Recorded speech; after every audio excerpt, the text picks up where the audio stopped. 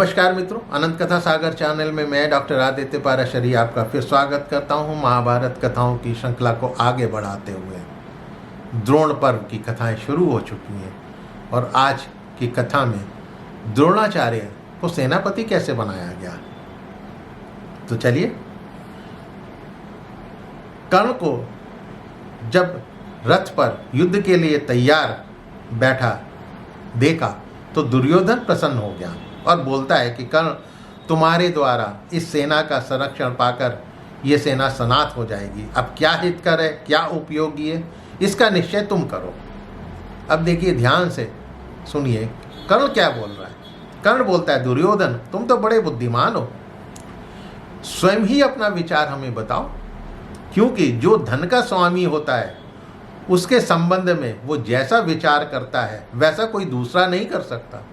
यानी ये राज्य, संपत्ति, धन, ये सेना, ये सब तुम्हारी है। तुम ही विचार करके मुझे बताओ। हम सब लोग तुम्हारी बात सुनना चाहते हैं। मेरा विश्वास है कि तुम कोई भी ऐसी बात नहीं कहोगे जो न्याय संगत ना हो। तब दुर्योधन बोलता है कि पहले भीष्म हमारे सेनापति थे। 10 दिनों तक उन्होंने अपनी युद्ध प्रणाली से हमारा दिशा निर्देशन किया। अब उनके बाद तुम किसे सेनापति के योग्य मानते हो? सेनापति के बिना तो कोई भी सेना 2 घड़ी भी संग्राम में नहीं ठहर सकती है। तुम सब वीरों पर दृष्टि डालो और बताओ कि कौन उपयुक्त सेनापति हो सकता है जिसे तुम उचित समझते हो। हम सब लोग मिलकर उसी को ही सेनापति मानेंगे। तो कर्ण बोलता है कि जो राजा यहाँ मौजूद है वो सभी बुद्धिमान हैं, कुशल योद्धा हैं, परंतु सभी तो सेनापति बनाए नहीं जा सकते। सभी एक दूसरे से स्पर्धा यानी कंपटीशन रखने वाले हैं। एक को सेनापति बनाएंगे तो दूसरा अप्रसन्न हो जाएगा। केवल आचार्य द्रोण ही ऐसे हैं जो समस्त योद्धाओं के गुरु हैं, वयोवृद्ध हैं, वही सेनापति बनाए जाने के योग्य हैं। ये समस्त सेनापतियों, शस्त्रधारियों और बुद्धिमानों में श्रेष्ठ हैं, इसीलिए उन्हें ही तुम सेनापति बनाओ।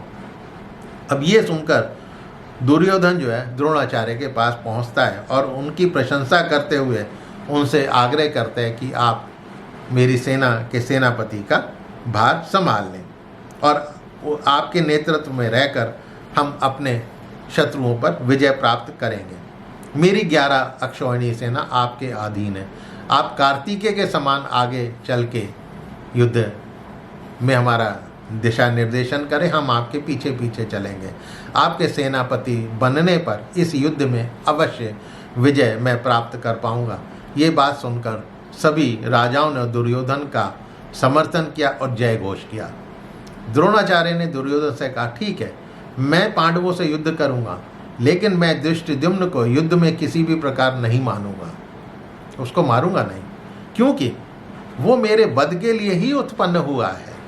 मैं समस्त पांडव सेना से युद्ध करूंगा, पांडव युद्ध में मेरा सामना नहीं कर पाएंगे। द्रोण से अनुमति मिल जाने पर दुर्योधन ने शास्त्रीय विधि से सेना के पद पर उनका अभिषेक किया। सेनापति के पद पर द्रोणाचार्य सेनापति का पद पाकर अपनी सेना की व्यूह रचना कर कौरव पुत्रों को साथ लेकर फिर युद्ध के लिए आगे बढ़ने लगे। कर्ण को देखकर किसी को भी भीष्म के मारे जाने का दुख नहीं रह गया था। कौरव बोलने लगे कि रण क्षेत्र में कर्ण को देखकर पांडव युद्ध में नहीं ठहर सकेंगे।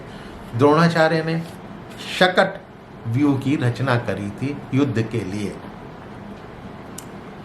अब जब उन्होंने सेनापति का पद जो है प्राप्त कर लिया तो द्रोणाचार्य दुर्योधन से बोलते हैं, राजन, तुमने कौरव श्रेष्ठ गंगापुत्र भीष्म के बाद आज मुझे अपना सेनापति बनाया है। तुम मुझसे जो इच्छा हो मांग लो।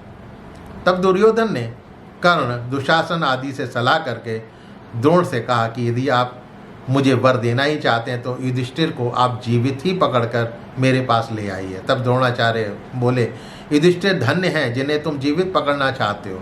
तुम उस वीर के वध के लिए मुझसे याचना नहीं कर रहे हो। तुम्हें मुझसे युधिष्ठिर के वध कराने की इच्छा क्यों नहीं है?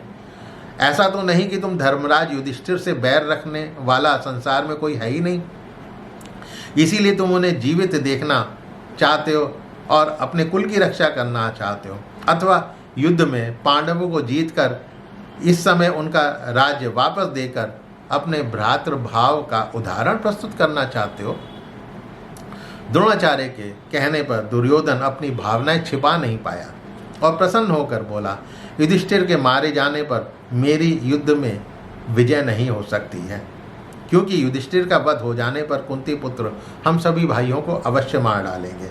संपूर्ण देवता भी समस्त पांडवों को रण क्षेत्र में नहीं मार सकते हैं।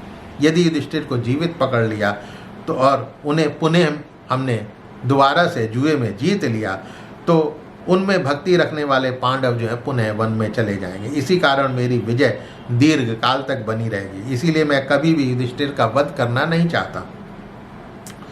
द्रोणाचार्य दुर्योधन के उस कुटिल मनोभाव को जानकर मनी मन उन्होंने कुछ विचार किया और उसे प्रकट ना करके उसे वर दे दिया और कहा, यदि अर्जुन युद्ध में युधिष्ठिर की रक्षा ना करते हो तो समझो युधिष्ठिर अपने वश में आ जाएंगे। संपूर्ण देवता तथा असुर भी अर्जुन का सामना नहीं कर सकते हैं और मेरे अंदर भी उन्हें जीतने का उत्साह नहीं है। इसमें संदेह नहीं कि वो मेरा शिष्य है। इंद्र तथा रुद्र से भी बहुत से दिव्यास्त्रों की वो शिक्षा पा चुका है और तुम्हारे प्रति उसका क्रोध भी बहुत बढ़ा हुआ है। वो तरुण है, अनेक प्रकार के पुण्य कर्मों से युक्त है, इसीलिए मैं उससे लड़ने का उत्साह नहीं रखता। अतः किसी भी उपाय से अर्जुन को यदि तुम युद्ध से दूर हटा देते हो तो समझो तुमने युधिष्ठिर को जीत लिया। इसी उपाय से तुम उसे युद्ध में पकड़ सकते हो। जब द्रोणाचार्य ने युधिष्ठिर को पकड़ने की प्रतिज्ञा कर ली तब मूर्ख दुर्योधन ने ये समझ लिया कि बस युधिष्ठिर तो अब कैद हो गए। वो ये नहीं जानता था कि द्रोण पांडवों के प्रति पक्षपात रखते हैं, इसलिए उनकी प्रतिज्ञा को स्थिर रखने के लिए इस गुप्त बात को भी उसने अपनी छावनी में सबको घोषित करवा दिया और गुप्तचरों के द्वारा ये बात युधिष्ठिर तक पहुंच गई। तब उन्होंने अर्जुन को बुलाकर बताया और अर्जुन को अपने निकट रहकर ही युद्ध करने को कहा।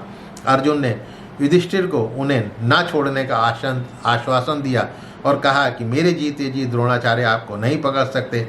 आपको द्रोणाचार्य से भयभीत नहीं होना चाहिए। तो मित्रों, आज के लिए इतना ही। आगे अगले एपिसोड में मेरे चैनल को सब्सक्राइब करना मत भूलिएगा और हो सके तो अपने इष्ट मित्रों से इसको शेयर अवश्य कीजिएगा। मिलता हूँ अगले एपिसोड में, तब तक के लिए नमस्कार।